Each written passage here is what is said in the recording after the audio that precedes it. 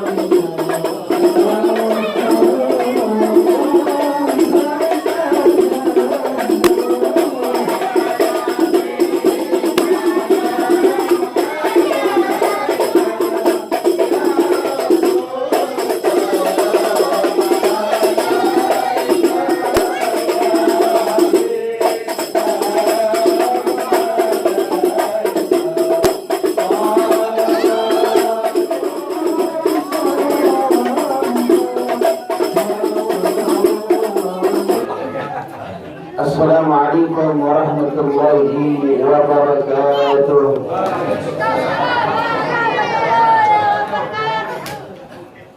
الحمد لله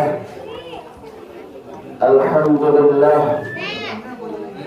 رب العالمين والعاقبة للمتقين ولا عدوان إلا على الظالمين والصلاة والسلام على سيدنا وحبيبنا وشفيعنا ومولانا محمد صلى الله عليه وسلم وعلى آله وصحبه والتابعين لهم بإحسان إلى يوم الدين أما بعد.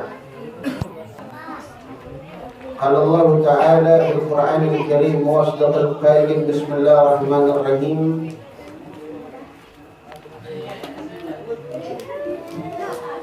اليوم نختم على أفواههم وتكلمنا أيديهم وتشهد أرجلهم بما كانوا يكسبون.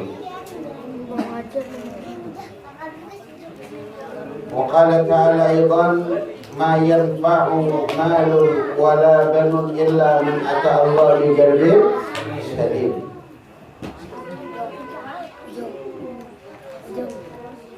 Hadratul Mukarramun wal Muhtaramun yang sama-sama kita hormati guru kita bersama Syekhina al-Mahbub Sayyid al-Fadil Al-Ustaz al-Kamil Rabbi arwahana al-Habib Muhsin bin Hud al-Habshi mata'allah bi kulli hayatin wa nafa'na bi'ulumi dan segenap para dewan guru Majelis Taklim Remaja Bukit Bini dan Gubbatul Hadra yang dimuliakan oleh Allah Subhanahu wa taala, terutama segenap para pengurus Mushola Al-Barakah yang dimuliakan oleh Allah Subhanahu wa taala, terkhusus Ketua Musholah Bapak Subatja dan keluarga yang insyaallah dimuliakan oleh Allah Subhanahu wa taala. Ma'asyiral hadirin jamaah Majelis Lailatul Qadar yang dimuliakan oleh Allah Subhanahu wa taala. Setiap manusia hidup di dunia diwajibkan beribadah. Bahkan Allah Subhanahu wa taala mengatakan di dalam Al-Qur'an, "Wa ma khalaqtul jinna wal insa illa wa ma khalaqtul jinna wal insa illa liya'budun." Kata Allah taala, tidaklah Aku ciptakan jin dan manusia kecuali untuk beribadah kepadaku. Dan ibadah kepada Allah Subhanahu wa taala bermacam-macam. Kalau kita masuk ke dalam ilmu tasawuf, ada namanya ibadah zahiriyah dan ibadah lahiriyah. Ibadah zahiriyah ialah ibadah yang tampak. Ibadah lahiriyah ialah ibadah yang tidak tampak dengan perbuatannya. Dan ibadah zahiriyah biasanya itu dilakukan bil arkan dengan anggota badan. Namun ibadah batiniyah dilakukan bil qalb dengan hati. Imam Ghazali pernah ditanya oleh muridnya, "Wahai Imam, ayyul afdal ibadatul zahiriyah atau batiniyah?" Wahai Imam, ibadah yang afdal itu, ibadah yang utama, ibadah yang mana? Ibadah zahiriyah atau batiniyah? Lalu Imam Ghazali mengatakan, al-afdal ibadah al-batiniyah. Seabdal-abdalnya ibadah yaitu ibadah batiniyah. Maksudnya ibadah batiniyah itu apa? Ibadah batinnya itu adanya di dalam hati. Makanya di dalam satu hadis dikatakan la yuqbalu amal illa bi arba'ah. Tidaklah diterima amal manusia itu kecuali dengan 4 perkara. Antum sholat, antum ibadah, antum sedekah, antum puasa, antum apapun yang antum lakukan ibadah kepada Allah Subhanahu wa taala, gak bakalan diterima sama Allah taala kecuali dengan 4 perkara.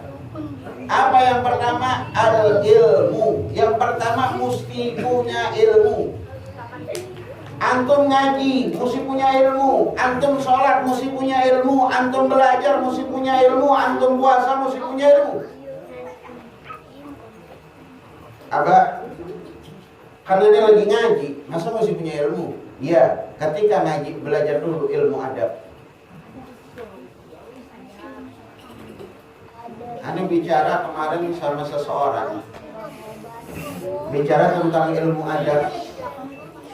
Ada manusia yang menyuruh orang bersih-bersih dengan air yang bersih. Ada manusia yang nyuruh bersih-bersih dengan air yang kotor. Ada lagi manusia enggak nyuruh bersih-bersih, tetapi dia selalu memberikan air yang bersih. Yang baik yang mana? Yang baik yang pertama. Dia nyuruh orang nyuci baju dengan air yang bersih. Dia ajarin orang akhlak dan dia pakai itu akhlak. Ya. Dia ajarin tuh akhlak, lalu dia pun berakhlak. Ini namanya orang nyuruh nyuci baju bersih, ya, dengan air yang bersih. Ada lagi manusia yang demen nyuruh orang berakhlak, beradab, tetapi dia sendiri nggak pakai adab. Itu sama saja orang nyuruh orang nyuci baju tetapi dengan air kotor. Nyucinya bagus gak? Bagus. Tetapi yang dikasih air kotor. Salah betul? Nyuruhnya bagus gak? Nyuruhnya bagus. Cuman nyucinya pakai air kotor, bener nggak salah? Ada lagi orang yang nggak pernah ngajarin orang akhlak. Ayo berakhlak, ayo beradab, ayo berakhlak, ayo berakhlak, ayo berbudi. Dia nggak pernah ngajarin begitu. Tetapi kehidupan dia sehari-hari dipakai dengan akhlak dan adab. Ini orang nggak pernah nyuci, tetapi dia selalu nyuci pakai baju yang pakai air yang bersih. Dan ini orang yang mahal. Ini orang yang mahal. Tetapi dikatakan oleh Imam Ghazali, orang yang seperti ini dia bakalan dituntut nanti di yaumul qiyamah. Dia berakhlak buat dirinya, tetapi dia nggak pernah ngajarin orang. Nanti di yaumul qiyamah, ya Allah, ini orang memang berakhlak ya Allah. Ini orang memang bagus adabnya ya Allah. Tetapi karena orang-orang dekatnya nggak pernah diajarin ya Allah. Apa artinya? Disuruh tuh, hak gagam minhu, ambil hak kalian dari itu orang. Ya ambil amalnya dikit, lama-lama. Kalau amal kita pengen diterima sama Allah, yang pertama ibadah kita harus dengan ilmu. Wa kullu man bi ghairi ilmin ya'mal amaluhu mardudatun la tuqbalu. Dikatakan di dalam kitab Subat, orang yang beramal ibadah tanpa ilmu, amaluhu mardudatun la tuqbalu. Amalnya itu rusak dan gak diterima oleh Allah Subhanahu wa taala.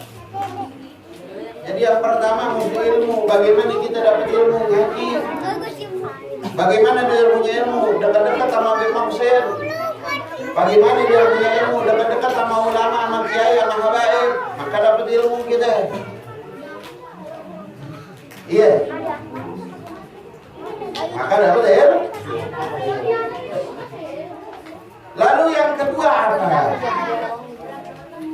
Kalau amal kita, ibadah kita pengen diterima oleh Allah Subhanahu wa taala, yang kedua kata Nabi, ya as-sabru, kudu banyak-banyak sabar. Kalau kita ibadah nggak sabar, repot saudara. Maka coba antum buka di dalam semua ayat Al-Quran, ketika bicara tentang sholat pasti ujungnya sabar. Wasta'inu bisabri mohonlah pertolongan kepada Allah dengan sholat dan kamu pagi dong. Mana lagi? Wa'mur ahlaka bis-shalah wastabir. Perintahkan keluarga kalian untuk sholat wastabir, dan bersabarlah. Wal asri innal insana lafi khusrin illa illal amanu wa amilus salihati wa tawassaw bil haqqi wa tawassaw bis sabr. Sabar lagi saudara. Kunci ibadah yang pengen diterima, kalau pengen diterima oleh Allah Ta'ala, yang kedua kunci ibadah sabar. Kita ngaji, ngelihat orang nggak ngaji lagi main gitar, jalan-jalan, kumpul-kumpul, kayaknya senang. Sabar, ntar ada waktunya kita senang. Ngelihat temen kita ngaji, temen jalan sama pacarnya, jalan sama apa? Oh enak banget lo jalan sama pacar. Sabar. Ketika ente punya ilmu, nanti ente berumah tangga, ente akan mendapatkan kenikmatan. Bagaimana cara ente beribadah kepada Allah Subhanahu wa taala lewat istri. Orang kalau nggak punya ilmu berumah tangga hancur-hancuran saudara. Nggak punya ilmu berumah tangga hancur-hancuran, berantakan. Makanya perlu sabar, sabar. Banyakin sabar deh. Diomelin guru, sabar.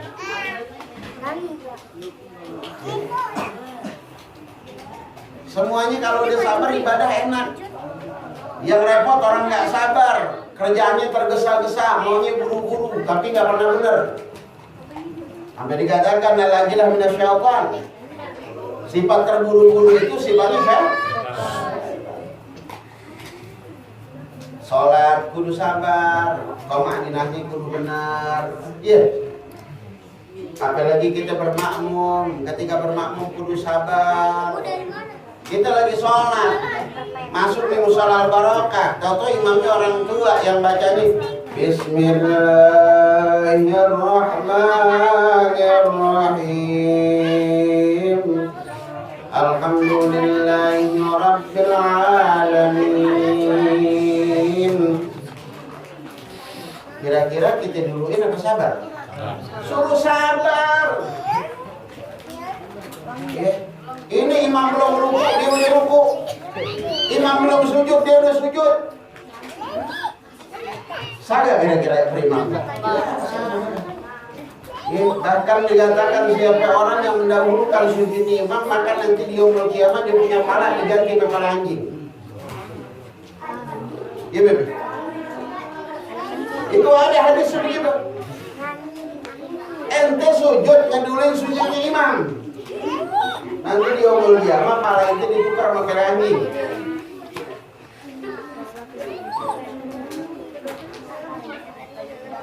Gak boleh. Ngedulin imam nggak boleh. Ketika imam belum ruku, jangan ruku. Ketika imam belum i'tidal, jangan i'tidal. Yang penting jangan lama-lama juga. Ntar kalau imamnya kayak Habib Bun, nanti ketinggalan. Sebab nggak boleh ketinggalan dalam sholat itu dua rukun tawil. Dua rukun tawil nggak boleh ketinggalan. Ketika imam sudah i'tidal, ente baru masuk, maka hilang satu rakaat buat diri ente. Jadi misalkan ente masuk, imam udah i'tidal, ente nggak dapat tuh pahala nggak masuk satu rakaat nggak. Tapi kalau imam lagi ruku, ente masih dapat tuh, rakaat pertama. Mana dalilnya? Ingat ketika cerita tentang Sayyidina Ali bin Abi Thalib, ketika Sayyidina Ali dia telat sholat subuh karena gara-gara ngikutin orang tua, ternyata orang tua ini orang Nasrani. Ketika nyampe pintu masjid, pikiran Sayyidina Ali pengen masuk, ternyata liwat. Sedangkan di masjid Nabi udah rakaat terakhir. Udah rakaat dipegang pundaknya Nabi, nggak boleh bangun dari rukunya. Dipegang pundaknya Nabi, nggak boleh bangun dari ruku. Bahasa kita, ya Rasulullah jangan bangun dulu, Sayyidina Ali telat. Pas Sayyidina Ali masuk, Allahu Akbar, ngikut ruku, dibilang Malaikat Jibril, ya Rasulullah, Sayyidina Ali udah nyampe, ente bangun. Baru Rasulullah ngomong, Sami Allahu liman. Bayangin, gara-gara akhlak kalimat Allahu Akbar bisa berubah jadi Sami Allahu liman. Yang wajib bisa berubah gara-gara akhlak. Makanya itu akhlak penting. Jadi yang kedua apa kalau amal ibadah kita mau terima Allah? Sabar. Doa, sabar, jangan minta tergesa-gesa, saudara. Ini doa milih buru-buru, sampai akhirnya pegel, nggak sholat lagi. Ya Allah, gue doa nih ya Allah, pengen minta jodoh, nggak dapet ya Allah. Berkali-kali saya doa, udah bertahun-tahun masih nggak dapet juga, udah males lah. Saudara, ini perkataan dikatakan oleh Nabi Muhammad SAW, wahai umatku, janganlah engkau bosan berdoa kepada Tuhanmu, kata Nabi. Janganlah kalian bosan dalam berdoa kepada Allah. Kalau andai kata doa kalian itu belum diijabah sama Allah, bukan berarti Allah marah sama kalian. Allah memberikan apa yang kalian butuh, bukan yang kalian mau. Paham gak? Allah memberikan apa yang kalian butuh, bukan kalian mau. Kalau kita mau kan apa aja banyak. Apakah yang semua kita mau kita butuhin? Habib Mohsin pengen punya mobil, iya bener? Bener gak? Pengen punya mobil kan? Pengen. Apakah Habib Mohsin ini butuh? Belum, orang belum bisa bawa mobil. Iya bener? Ntar kalau Habib Mohsin udah bisa bawa mobil yang lancar, Allah turunin rezekinya. Nih, ya, tanah yang antum urusin gol, Pajero buat antum. Pajero buat antum, sarang sebelah mau sarang mat. Ya, kayak kue. Ada Pajero sebelah-sebelah, Beb. Antum yang ada setirnya kagak dah, kapan? Jadi sabar. Bang Jenggo mau jual rumah lakunya lama bener, Ustaz Mulki mau jual rumah lakunya lama bener. Allah memberikan apa yang kalian butuh, bukan kalian pengen. Pernah satu saat ada punya murid maksa, Mbak, Ani jual tanah kok nggak laku, Mbak. Ani jual tanah nggak laku. Ente mau jual tanah itu berapa? 300 juta, Mbak. Kira-kira yang dijual itu tanah itu bisa beli lagi nggak? Pokoknya kejual dulu, Mbak. Masalah beli gampang. Akhirnya laku tuh tanah itu 300 juta. Diterima cuma 287 juta. Dicari tanah nggak dapat yang harga segitu. Sampai akhirnya duitnya habis, tinggal sisa 135 juta. Nggak lama ada tetangganya punya rumah gede. Dan rumah ini minta dijual, lagi butuh duit 260 juta. 200? Cukup gak kira-kira? Dia cari tuh duit buat tambahan 110 juta nggak ketemu. Nggak ketemu, saudara. Ya Allah, dicari nggak ketemu. Ada lagi saudara ini, karena ngelihat dia dijual rumah laku, tanah laku, datang ke aneh. Aneh doain, udah setahun setengah Beb nggak laku. Setahun setengah nggak laku. Cuman orang hampir tiap bulan datang ke rumah, Mbak, rumah belum laku. Ya udah sabar. Sabar. Tujuan ente, jual rumah itu buat apa? Enggak, rumah itu kan jatah bertiga, Pak.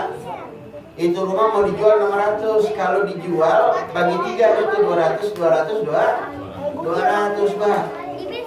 Cuman kalau lama bener belum laku, sabar. Kalau anda ingat itu rumah laku, ente dapat 200, saya buat apa? Pengennya cari rumah, Pak.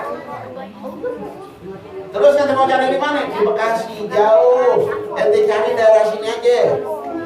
Mbak, duit 200 juta mana ada sih, Mbak, rumah harga segitu di Jakarta? Udah, lu diam. Dilalami. Ada tetangganya sebelah kampung, ada yang pengen jual rumah 185 juta, sertifikat luasnya 60, dan itu pasar rumah harga 400, saudara. Dia pengen jual 185. Nah, itu tetangga mau jual, insya Allah fair, besok laku di rumah. Di DP murah. Anda bilang apa? Apa yang ente butuh ente dapat, bukan apa yang ente mau. Ente pengen punya rumah Jakarta, Allah memberikan apa yang kalian butuh, bukan kalian mau. Kalau Allah memberikan apa yang kalian mau, hancur. Itu rumahnya laku, ya Ustaz Mulki rumahnya laku, wah habis. Ya, Ustaz Mulki rumahnya laku. Das, sisa duit 250 juta, dia kembali jemur pantat. Kembali ke Minggu, jemur pantat. Balik lagi ke Jakarta, duitnya tinggal sisa 5.000. Mau beli rumah, pusing.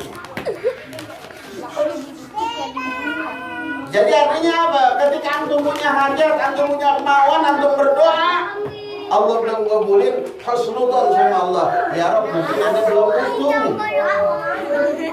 Mungkin Anda belum butuh, tapi Anda udah mau, ya Allah. Kamu mau kawin, pacaran, putus. Maunya ente kawin, tetapi Allah mengatakan ente nggak butuh yang begitu. Ente nggak butuh yang begitu. Iya, baru pacaran aja dulu udah gade motor.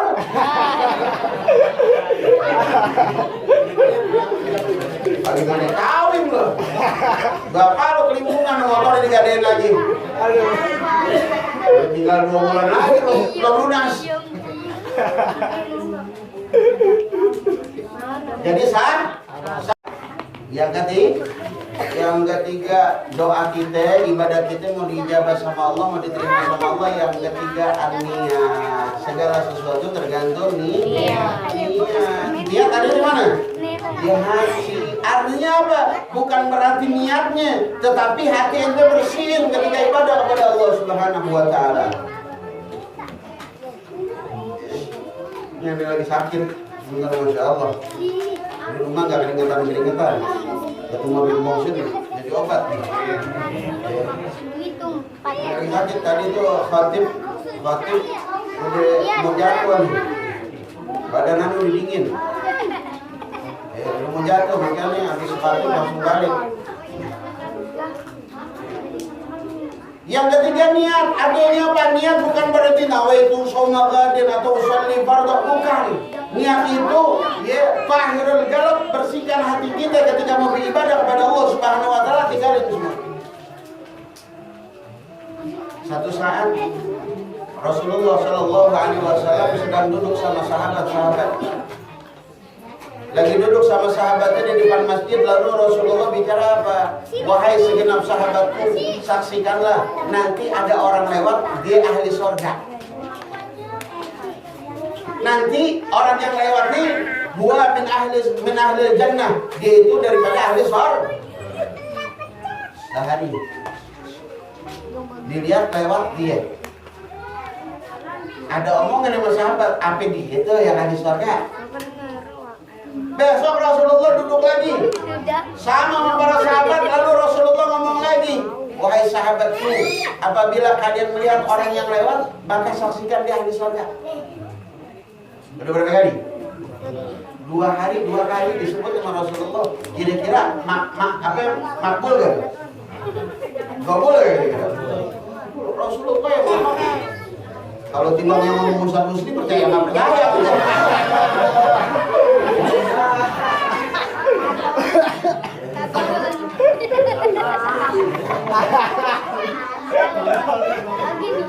Besoknya lagi Rasulullah duduk lagi nih sama sahabat, ngomong lagi, ya ashabi ishhadu man yamuru fi hadzal masjid fa huwa min ahli jannah.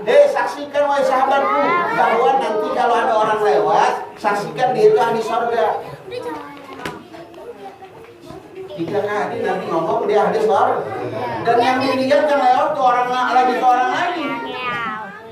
Sampai timbul rasa penasaran dari seorang sahabat bernama Abdullah bin Amr ibnu As, yang dikenal dengan Ibnu Amr, anak daripada Amr bin As. Penasaran, kenapa sini orang sampai Rasulullah ngomong nih orang 3 kali dalam 3 hari ahli surga? Siapa dia? Apa yang dia lakukan dalam ibadahnya? Diikuti nama Abdullah bin Amr bin As. Diikuti sampailah ke depan rumahnya, dilihat sama Abdullah bin Amr bin As. Mikir Abdullah bin Amr bin As, ini gue pengen tahu nih orang amalan apa yang dilakukan sehingga Rasulullah mengatakan ini orang ahli surga. Akhirnya masuklah, ketok pintu rumah orang itu, assalamualaikum wahai saudara. Ya, namaku Abdullah bin Amr bin As. Sesungguhnya aku ini lagi ada masalah sama aku punya bapak, sehingga aku nggak berani pulang. Oleh karena aku nggak berani pulang dan takut aku dimarahi oleh orang tuaku, aku pengen numpang tidur di sini. Boleh kagak kira-kira? Kata ini orang, ya Allah, dengan senang hati aku terima engkau tidur di rumahku, menginap di rumahku, ahlan wa sahlan. Nginep. Hari pertama dilihat sama Abdullah bin Amr bin As, ini orang malam kagak sholat malam. Duha, dia nggak sholat duha, sholatnya cuma 5 waktu aja deh. Penasaran Abdullah bin Amr bin As, apa karena dia sakit atau dia sibuk atau capek sehingga dia nggak sholat malam. Besoknya dilihat lagi saudara, sama juga sampai 3 hari kelakuannya kayak begitu. Cuman sholat fardu dan beberapa sholat sunnah dia lakukan, nggak seperti yang istimewa, nggak ada, udah biasa aja. Akhirnya Abdullah bin Amr bin As bingung, kok tapi kenapa Rasulullah ngomong nih orang ahli surga, yang istimewa nih orang apa? Akhirnya karena udah pegel ngeliat begitu, akhirnya Abdullah bin Amr bin As ngomong, wahai saudara, mohon maaf, sesungguhnya aku ini nggak berantem sama aku punya ayah, aku nggak bertengkar sama orang rumah, tetapi aku datang kemari cuma berpora-pora, wahai saudaraku. Karena apa? Karena aku penasaran. 3 hari ketika engkau lewat, Rasulullah mengatakan ini orang ahli surga, ini orang ahli surga, ini orang ahli surga. 3 hari, sehingga aku penasaran amal ibadah apa yang kau lakukan, amalan khusus apa yang kau lakukan, sehingga Rasulullah SAW mengatakan kau ahli surga, wahai saudara. Ternyata setelah aku lihat-lihat ibadahmu sama ibadahku lebih baik ibadahku. Aku masih sholat malam biar kata tiba ya 60 rakaat. Engkau wala 2 rakaat. Tapi kok bingung, Rasulullah mengatakan engkau ini ahli surga dalam 3 hari. Apa kata orang?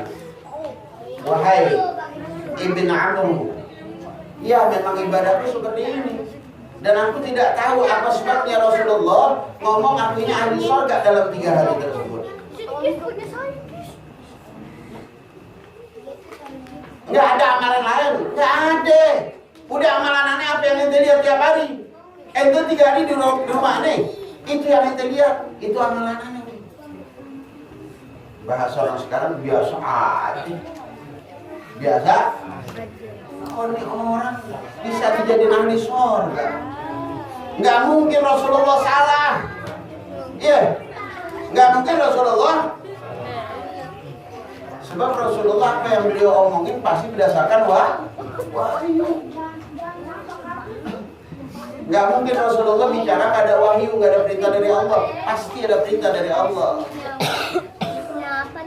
Akhirnya rasa kecewa Abdullah bin Amr bin As dipulang. Baru nyampe, belum jauh jarak 100 meter dikejar sama orang. Wahai Abdullah bin Amr bin As, ya memang yang kau lihat aku ibadahku seperti itu. Ya memang ibadahku tidak seberapa dibandingkan dengan ibadahmu ya Abdullah bin Amr bin As. Tetapi ada satu yang aku selalu jaga ya Abdullah bin Amr bin As di dalam kehidupanku. Apa? Aku nggak pernah punya rasa dengki, nggak pernah punya rasa hasut sama siapapun yang diberikan kelebihan oleh Allah Subhanahu wa Ta'ala. Orang punya motor baru, aneh nggak hasut. Orang punya mobil baru, aneh nggak pernah hasut. Tidak pernah ada rasa iri, dengki, hasut pada diri terhadap kelebihan yang Allah berikan kepada orang lain. Nggak pernah. Dan kurasa itu yang menyebabkan aku dikatakan ahli surga oleh Rasulullah Sallallahu Alaihi Wasallam. Dan satu lagi, ketika aku pengen tidur, aku selalu mengatakan apa? Ya Allah, seandainya ini hari aku berbuat dosa terhadap seseorang, aku mohon ampun ya Allah. Dan siapapun orang yang berbuat busuk jelek kepadaku, Aku redha pada hari ini ya Rasulullah dengan apa yang mereka lakukan. Tuh. Dikatain orang malam ini diterang begitu, ya Allah, aku redha, aku ikhlas dengan apa yang dilakukan orang terhadap diriku. Apabila ada orang yang hasud kepadaku, apabila ada orang yang benci terhadapku, aku ampuni mereka dan aku maafkan mereka, ya Allah. Nah, kayak gitu kan gedek di bawah terus. Kita gedek di bawah. Gua gedek sama dia, gua kesal sama dia. Kesalnya cuma dikit, berbulan-bulan dia di bawah. Kesalnya cuma di bawahnya berbulan-bulan. Ketemu orang ceritanya itu lagi. Ketemu orang ceritanya itu lagi. Ketemu orang ceritanya itu lagi. Sampai ada orang nggak kenal dicerita. Orang nggak kenal nih, lagi nongkrong bareng. Minum korek dong. Minum korek. Di hal tuh. Minum korek. Iya. Begini bang, saya tetap pulang. Ambil orang sebelahnya, orang iya agak. Lo ngomongin siapa? Itu bang dia. Ya, rokok kedua.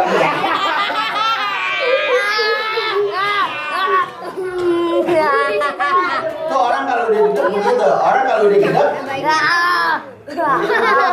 rasa dengki. Dan nanti katakan sekali lagi, kalau ente lagi kesel sama orang, jangan coba-coba menyentuh orang. Biar rasa kesel ente gak nambah terus.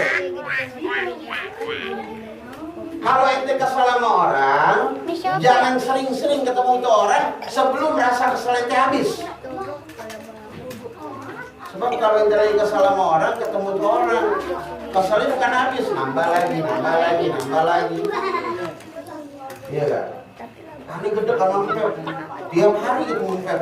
Dia lagi. Pagi ketemu Feb, siang ketemu Feb, sore ketemu Feb. Wow, gedeknya makin tambah. Keselnya makin tambah. Juga mungkin semak lagi. Ya kalau ngambil rokok 6 batang agak punya salah. Kalau anda kata itu kesel sama orang, jangan ketemu sama orang dulu sebelum rasa kesel itu habis. Buang dulu rasa kesel ente kalau mau ketemu orang. Kalau ente belum siap ngebuang rasa kesel, jangan ketemu. Biar kata tuh orang pengen ketemu kita, jangan. Dan Ani bilang begitu, dan Ani selalu berkaya. Seandainya ada rasa kesel dalam hatiku terhadap seseorang, ya Allah, jangan pertemukan Ani terhadap orang tersebut. Seandainya ketemu kepepet, ya Allah, bikin utur buat diri Ani, ya Allah. Gila lagi pernah ada ketemu orang yang lagi kesel dia. Itu Ani lagi naik motor. Itu orang berhenti di warung. Ya Allah, ya Rabbana. Motor Ani bannya kena mati. Bannya kena.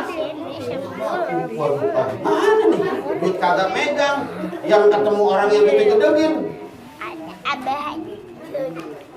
Udah jalan aja deh. Jalan. Ani bilang, ya Rob, ilangin rasa gedek ya Allah, ilangin rasa gedek ya Allah, ilangin ya Allah. Ani gak mau berani deketin tuh. Sampai Ani udah adem, udah sabar, udah tenang, udah deketin tuh orang. Bang, dari mana nih? Kenapa? Motornya bang, kena paku. Oh. Ini mau mana? Pulang nih bang. Udah tambah di situ. Duitnya kagak bang. Udah, Anda tambah, ini duitnya dikasih. Oh. Kalau gedek, wow. Iya, kalau gedek, oke, enggak deh. Udah doang gedek. Betul ya. Yang keempat, kalau amal ibadah kita pengen diterima sama Allah, yang keempat, al-ikhlas, belajar artinya ikhlas, jangan ungkit-ungkit apa yang pernah kita kasih ke orang, itu namanya ikhlas. Kalau kata guru Anemat, kalau lo pengen belajar ikhlas, belajarnya di Jamban. Pengen belajar ikhlas, belajarnya di Jamban. Biar kata lo habis makan stik abuba. Stik abuba mahal ya? Pulang lo masuk ke Jamban, lo berak mat, lo nggak inget-inget ya abuba. Begitu ya kira-kira? Hah? Ada nggak rasa sayang tuh? Rasa sayang? Ya makanan mahal gue bilang. Ada nggak? Nggak ada. Justru ente buang ente lega. Lega ber. Aduh, perut lagi. Lega. Malah bersyukur. Itu yang benar begitu, yang benar itu ikhlas begitu modelnya. Ikhlas begitu modelnya. Udah kalau udah dibuang jangan diingat-ingat. Yang dibuang jangan diingat. Jangan yang diingat. Ya aku dapetnya kan susah. Ya aku nyarinya kan susah. Jangan. Kalau anda kata itu begitu terus, ikhlas itu nggak bakalan timbul. Yang ada itu jadi orang bakhil. Ini orang yang kayak begitu tuh orang bakhil, urusannya dia habis makan stik abuba dia berak dibungkus lagi. Makan stik abuba mah mahal. Gua habis makan udah baru sejam udah buang air kan abuba keluar.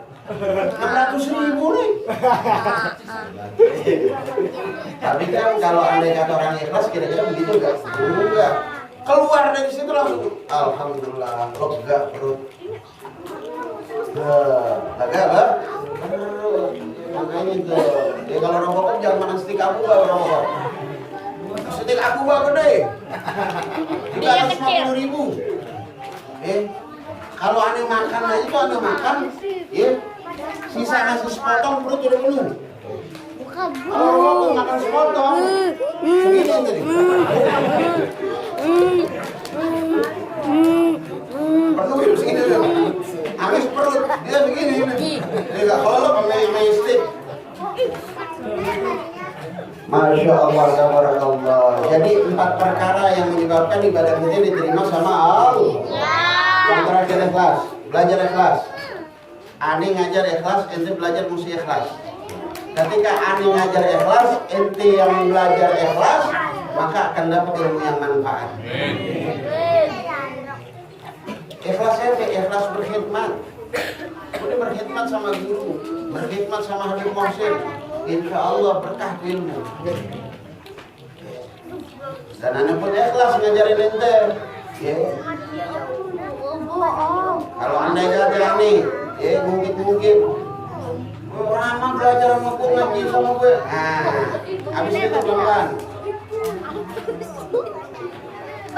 Insya Allah kita sudah diberikan keberkahan, diberikan hidayah, menjadikan kita orang-orang yang baik, menjadikan kita orang-orang yang soleh dan solehah. Bismillah surah Al-Fatihah.